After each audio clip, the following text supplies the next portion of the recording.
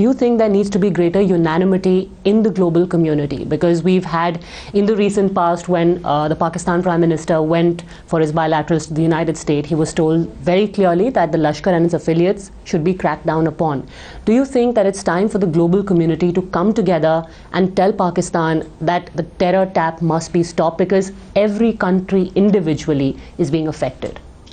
Absolutely. I think we've got to be united globally to get rid of terrorism. At times, in a very complicated way, some countries could sponsor terrorism for national interests, but those national interests will finally be hurt by the reaction to that. It's a wrong thinking that terrorism is a way to defend your country or to protect or project your national interests. Let us have our national interests that must be in harmony with global interests. That's why we are saying, all of us, let us get rid of this scourge so that we can have peace and stability in the world.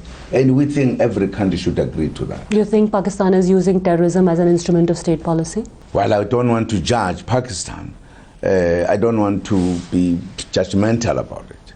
All I'm saying, all countries should not use terrorism as a means to project or protect their national interests. We should all agree that let us get rid of terrorism so that there will be no national interest, in a sense, threatened by any other national interest. We should have the harmony between national and global interests, and therefore terrorism does not bring that harmony. Whatever country that might be using that, we are saying, please, that is not the way to go.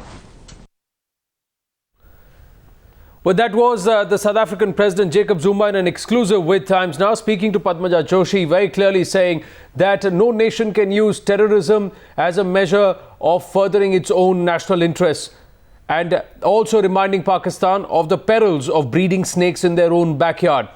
Meanwhile, he's also told Times Now that South Africa firmly backs India's bid for a permanent seat in the UN Security Council.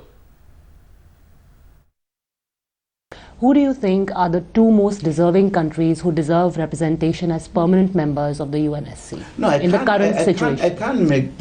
I can't decide on the countries. That's why I'm saying we need a debate to make that kind of determination, because that will be an arbitrary kind of saying, I think this country must be there, this should not be there. I wouldn't want to be very arbitrary about it. But you think that India has a valid claim to permanent membership? I think as Africa as well. As Africa, partly because India has more than 1 billion people. It's a country, even if you did not look at anything, you just looked at the population. It says something, that they needed to have a voice somewhere. But it's a matter that needs to be looked at to say why this country should, why this one should not. Even in Africa, as we say Africa must be represented, we are not saying any other country. Some countries are very small. I'm sure there will be countries in Africa that will qualify for that kind of thing. That's the kind of discussion we've got to have as to what is it that must make a country to be in the Security Council. We might even look at other regions that are overrepresented. Why should they be overrepresented? Why can't they reduce their number? If we are able to have a kind of determining kind of something to say, this is what will make a country to qualify.